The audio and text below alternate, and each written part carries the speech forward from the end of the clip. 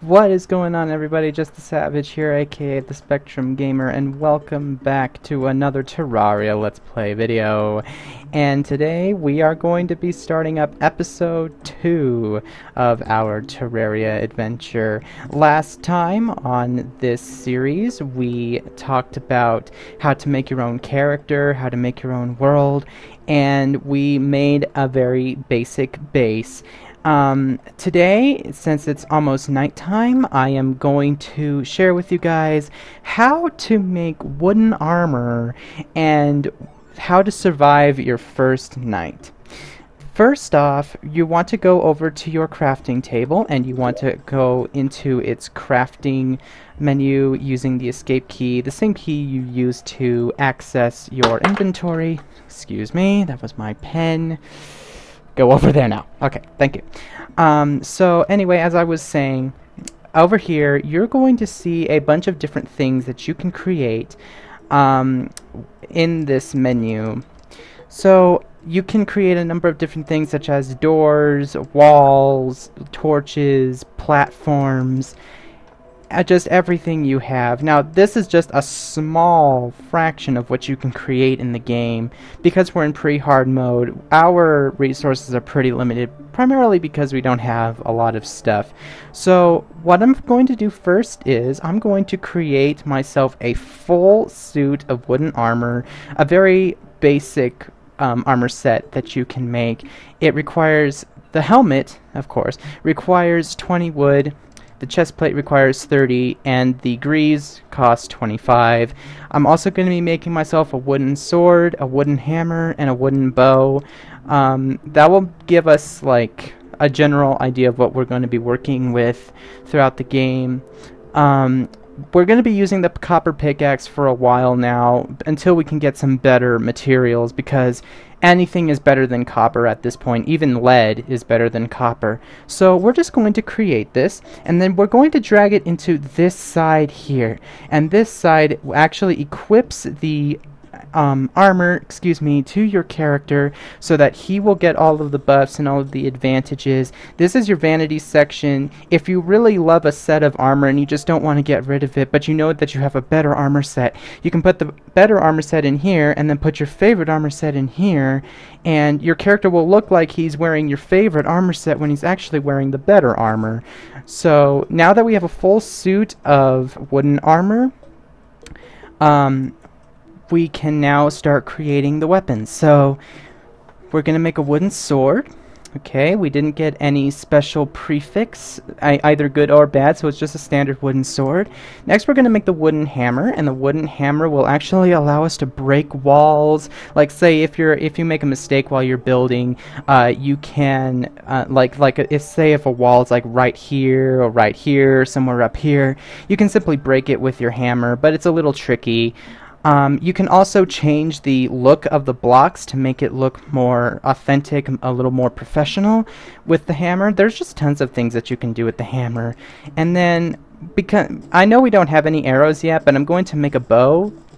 So we actually got a really good prefix bow. We got the Zealous wooden bow. It does 4 range damage, 9% critical strike chance, average speed, no knockback, and plus 5% to critical strike chance. So we have a 5% more chance to get a critical strike whenever we hit an enemy with this bow. But because we don't have any arrows yet, it's just there in my hotbar for show. So now what we're going to do is I'm just going to create a few more torches. Okay. And then I still have plenty of wood left, and we're also going to craft some wooden platforms. Now the wooden platforms are really cool because when you place them, let me just show you guys real quick. When you place them, they act as, so let's say you want to get up here and your jump is not high enough. Well, you can put down some platforms, and the cool thing about these is that they act as both a foreground and a background thing. You can hop on top of them, you can jump off of them and stuff like that. It's really cool, a really efficient way to go spelunking without having your character falling all over the place. We all know how much of a hassle that is. So I'm just gonna break these, and then because it's getting close to nighttime, I'm going to light up this place first real quick, and then real quickly, I'm just going to go out and see if I can find a vein of stone. Now, stone is actually one of the most common materials in the game. So we're just gonna go see if we can find some stone. And this wooden sword does so much more damage, as you guys can obviously tell. It's better than the copper sword. So let's see, where are we gonna go? This looks like a pretty good building spot, but we're not worrying about that right now. Right now we're heading towards the jungle, and I'm actually gonna light this little area up right down here. This is probably the entrance to a cave, and yeah, I'm right. And some stone up there. Oh, okay. So now, great, now we found some pots. So naturally in your world, pots and different containers will spawn in your world, and every time you break them, there's a 50% chance that they'll actually drop something useful. So from all of those pots that I just broke, I found a lesser healing potion, which is really good. I found some shurikens. I don't usually use shurikens that much, but they're still a pretty good weapon to have, especially against some of the tougher enemies. Some rope. Now that's really good. Rope is really good for when you want to, when you're doing spelunking and you want to go down. You want to see how much like how down something is. So let's say like you come across a hole and you have no idea how low that hole goes. Well, because of all the darkness and stuff like that. Well, you put the rope down, and then depending on how much you have, the rope will keep on building downward, and you can actually use that to safely get up and down. And you can also fight enemies while you're clinging to the rope. It's just a really good thing to have.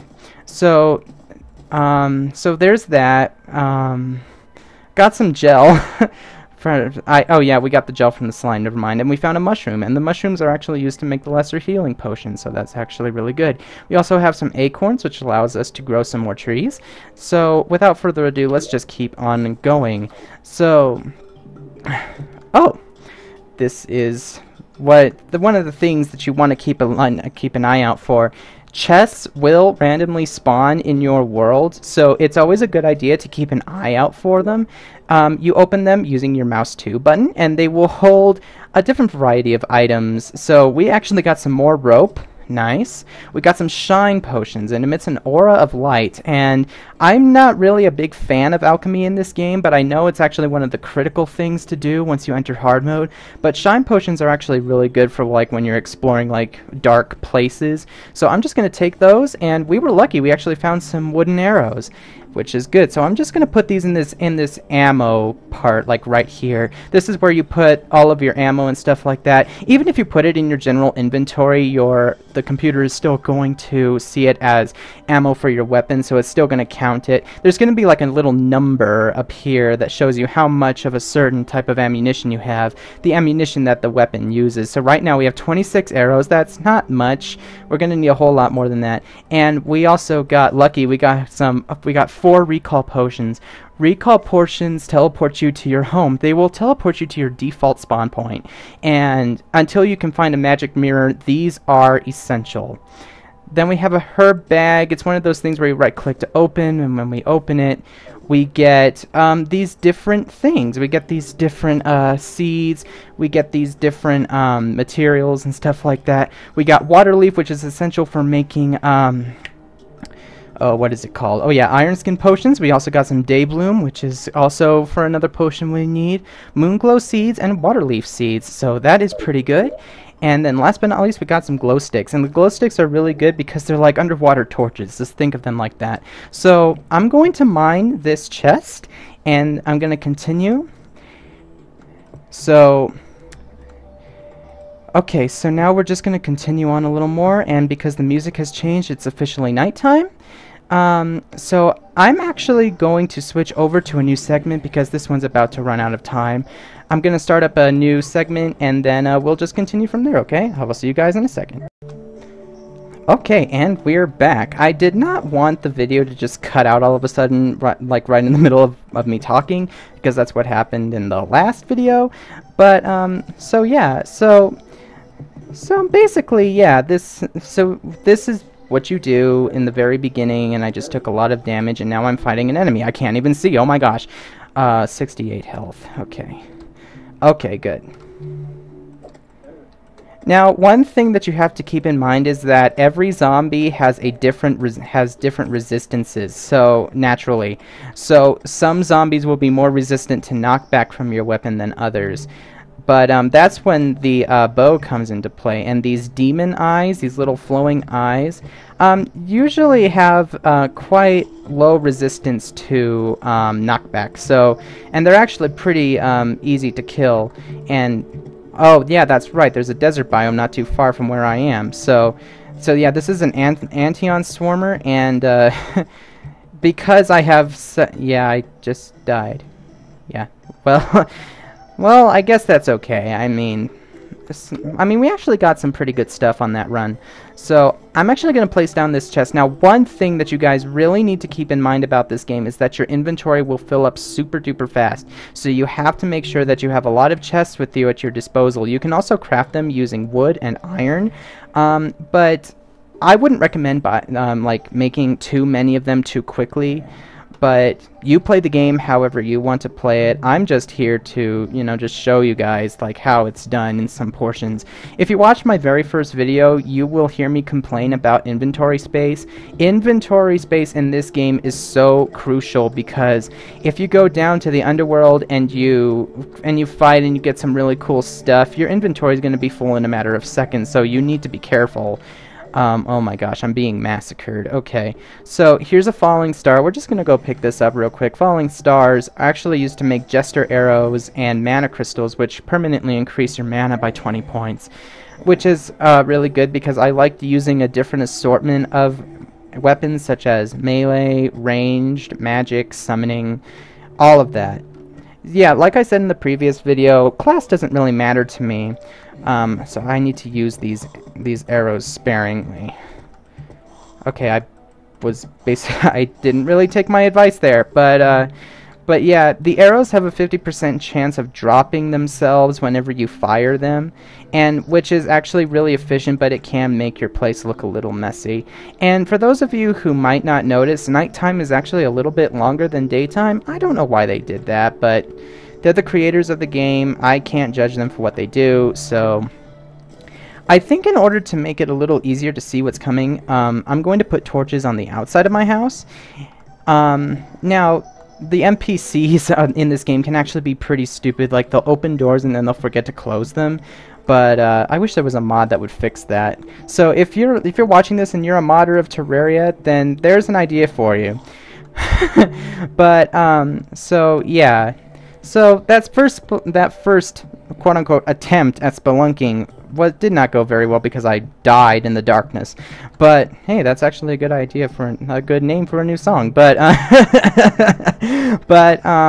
the reason why I want to get stone and the reason why I created so many torches was that you need torches and you need stone in order to make a furnace, and the furnace will allow you to smelt the different kinds of ores that there are in the game. I got some lead ore from a slime in the previous video, and the lead ore will actually allow me to make lead bars so that I can make my first metal set of armor. But I really have to take a look to see if the lead armor is actually better than the wooden armor. I just got the wooden armor so that I would have decent protection during the game. And speaking of protection, I currently have 3 defense because of this armor set. So what I like to do is I just like to wait for like nighttime to go by. If I had the heroes mod enabled, I would just like fast forward it to noontime, but I'm really not going to do that. So what I'm actually going to do, guys, is instead of wasting all of our time, I'm just going to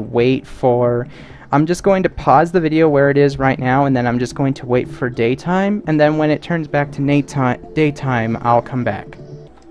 Okay guys, I just wanted to come back for a quick second to show you a very special zombie. This is a slime zombie, I like to call it. The game just calls it an ordinary zombie, but that's what I like to call it. It has a slime on its head, and when you defeat it, it has a chance of dropping slime. So yeah, so I just got 2 gel from killing that slime, and yeah, I just wanted to show you guys that real quick. So I'm just going to wait a few more minutes for the sun to come up, and then I will resume the video. And we're back. Sorry for the long wait. Sorry for the wait, guys. But why am I even saying sorry? You guys aren't going to see anything that I did. But yeah, I did die like once or twice. But it's okay now. So now that it's daytime, now that we have a fresh new day, we're going to return to that cave, and we're going to continue searching. So what I'm going to attempt to do is I'm going to attempt to get this stone that's right down here, this stone right here, and hopefully nothing comes out and tries to eat me. But okay, so I'm going to be using the platforms, and then I'm going to take out my copper pickaxe. Now, if you press the left control button, you're going to see that my mouse cursor changes. This is like for if you want to control what you're mining, or if you want the game to mine for you. This is called the smart cursor, and the smart cursor will basically what I just said. It will just mine, like wherever you're here. Let me just give you an example. So wherever your mouse is pointing, your character will mine in the direction your cursor is pointing. But if it's deactivated, then you have to hover your mouse over what you want to mine. So this is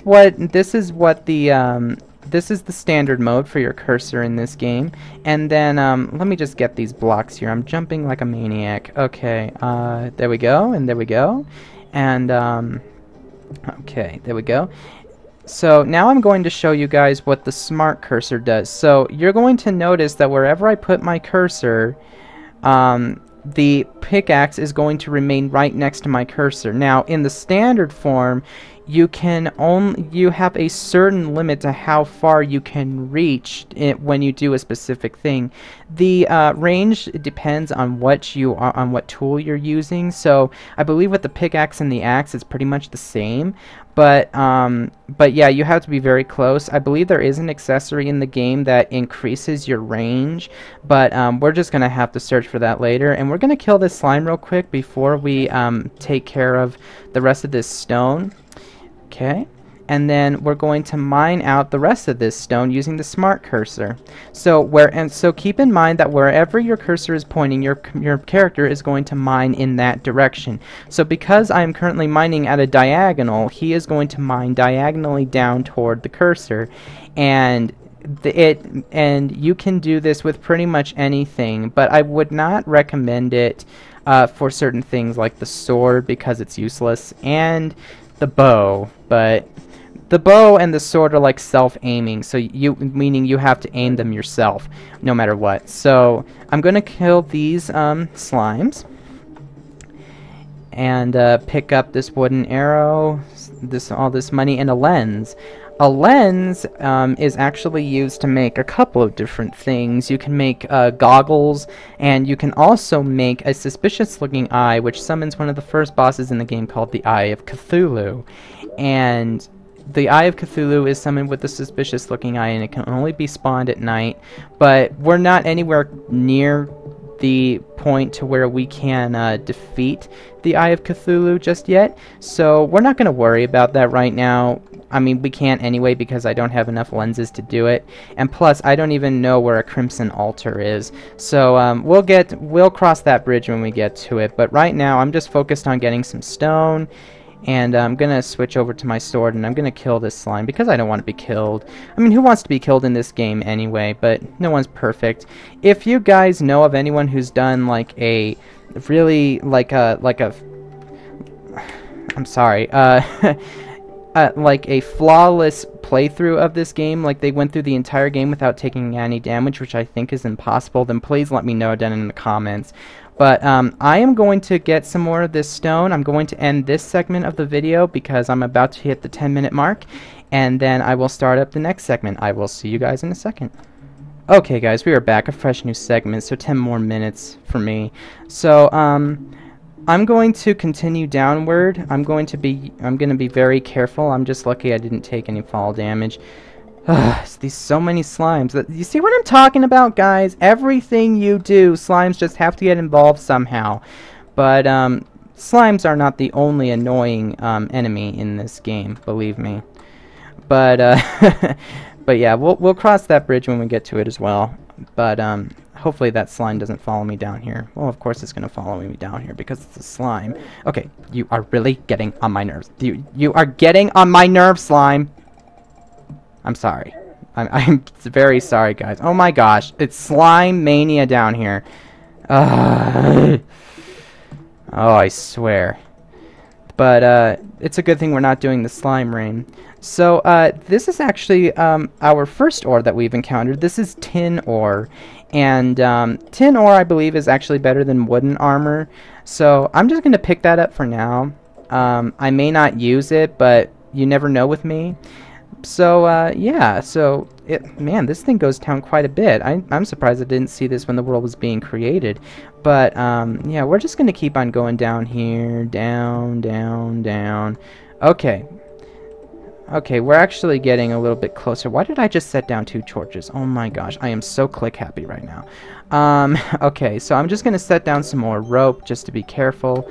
I have 334 rope. Wow. I was not expecting that. Okay, so, oh man, I don't know why my game is lagging so much. Oh wow, 2 crimson altars down there right next to each other. Wow. I'm gonna have to remember that when we get into hard mode. And the reason why I say that is when you get into hard mode, one of the first things that you want to do is you want to make you want to break some of the altars to get some of the new ores. But we do not have the proper materials to do that. And even if we tried to do it right now, it would kill us. Yeah, when you try to break an altar in pre-hard mode, you actually take damage every time you hit it. So, yeah, it requires a very special hammer that drops after you defeat the wall of flesh down in the underworld called the Pwn Hammer. And, yeah, so I'm just going to get some of this ore after I mine down. The one thing about spelunking is you need to be very careful, and this is silver ore. Silver ore has its own armor set, and I believe its own weapons as well. Man, my game is lagging so much. I mean, I have nothing running except for the Steam client, Bandicam, and the game itself, so I don't understand why it's lagging so much. But, you know what? It doesn't really matter, just as long as I can play the game without any interference. So, okay, so we just mined out all that silver. I'm going to mine out some more of this stone because something tells me we don't have enough to build a furnace. So I'm gonna mine off some of this ore, and I noticed that the lower you get, like, away from the overworld, the less lag that there is. So maybe there's something on the overworld that's just causing it to be like that. I'm not sure, but because it's daytime and on Terraria, and usually nothing except birds, squirrels, rabbits, and slime spawn. So I don't understand why my game is lagging so much. So I'm just gonna get some more. I'm gonna get like 2 more pieces. Okay, I think that's enough for us to make a I think that's enough for us to make a furnace. So what I'm going to do is I'm going to fast forward to my house, and then I will show you guys how to make the furnace. Okay guys, here we are back at the house. Connor's just sitting there relaxing. Excuse me, sir, but do you mind if I use your table for a second? Thank you. Okay, so because we now have stone, we can actually make a couple of new things. We can make an armor statue, which allows us to put armor on, like, some of our armor sets on there, because maybe you have an armor set that you like and that you just want to see all the time. But but right now we're in the workbench for the furnace, and the furnace is what we're going to be using to smelt all of the ores that we've collected thus far. So the furnace requires 20 stone blocks, 4 of any kind of wood, and 3 torches. We have more than enough of each material, so we can make a furnace. And the strange plants are actually used to trade with the dye maker once he arrives, but because we've only made 1 house, we can only get 1 NPC. But once we make more houses, we will be able to get more NPCs in here. But for right now, I'm going to place down the furnace, and the most convenient way to build your work area is to build all of your crafting stations right next to each other, so that you don't have to go all over your house just to make the thing that you want to make. and it's actually more efficient that way. So what I'm going to do is I'm actually going to place some of this stuff that we don't necessarily need into the chest. I'm going to put the fallen star in there for now, as along with the strange plant, the acorns, the shine potions. I'm going to keep the wood in there, but I am going to put the wood wall in there, and yeah, I guess that's it. So I just freed up a little bit more of inventory space, and that slime is not getting in here because the door is closed. Yes. Okay. So I can make silver bars. I'm going to make as many as possible. Now, it's not like in Minecraft where one piece of ore makes one bar. You have with silver. To make a silver bar in Terraria, you need 4 pieces of silver ore in order to make 1 bar. I know it sounds kind of expensive, and that's one of the reasons why this game is so time-consuming, is because the crafting recipes take so much stuff to make. It's one of the reasons why I hate just going out and farming and killing myself just to make something decent. But we can make 3 lead bars because it takes 3 lead ore to make 3 bars. Okay, and then we're going to make these tin bars. Well, tin bar, because I can only make 1. Okay, so this is not nearly enough for us to make anything. So, but at least we were able to smelt a lot of the stuff. We were able to make a furnace. And one more thing that I want to create is I want to create some arrows. So let's do that real quick. So in order to make a stack of 25 arrows, you need 1 piece of any kind of wood and 1 stone block. And because we have so much stone and so much wood, we're going to be able to make a lot of arrows, so don't worry. Yeah, I'm really not all that worried about wasting all of my stuff, like all of my basic materials on arrows, because trees grow everywhere and stone is of a large abundance in the game. So yeah, I'm not worried at all about running low on resources. And I'm not sure if I want to make... Well, okay, I'm going to make more torches, as many as I can, and then I'm going to make myself some flaming arrows. And flaming arrows take 10 ordinary wooden arrows and 1 torch in order to make a stack of 10. So I'm not going to waste... Well, I am not going to waste all of my arrows or my torches on flame arrows, so I'm just going to make 500 and I'm going to stick them in there. And then I'm actually going to make a campfire. Now the campfire, when you stand near it, will actually give you a small regeneration buff, so it will slightly increase your health regeneration whenever you stand near it. And that is a really good thing to have when you fight against bosses such as the Slime King and the Eye of Cthulhu and the Brain of Cthulhu and just other bosses as well. A really good way to keep your life up, especially in the very beginnings of the game. And yeah, I believe that's it, guys. So thank you so much for checking out this video.